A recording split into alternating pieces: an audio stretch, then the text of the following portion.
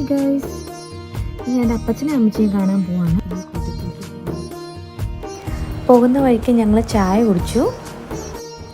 അപ്പച്ചനെയും അമ്മച്ചയും കണ്ടിട്ട് ഇപ്പോൾ കുറച്ച് ദിവസമായി. പിന്നെ ഞങ്ങളിപ്പോൾ വീട്ടിൽ പോകുന്നതിനും ഒരു റീസൺ ഉണ്ട്. ആ റീസൺ എന്താണെന്ന് ഇനി മുതൽ ഞാൻ അപ്ലോഡ് ചെയ്യുന്ന വീഡിയോസിനകത്ത് നിങ്ങൾക്ക് മനസ്സിലാവും. അങ്ങനെ ഞങ്ങൾ അപ്പച്ചൻ്റെ അമ്മച്ചിയുടെയും വീട്ടിൽ വന്നു. അമ്മച്ചിയുടെ അടുത്ത് കുറേ സംസാരിച്ചുകൊണ്ടിരിക്കുകയാണ്.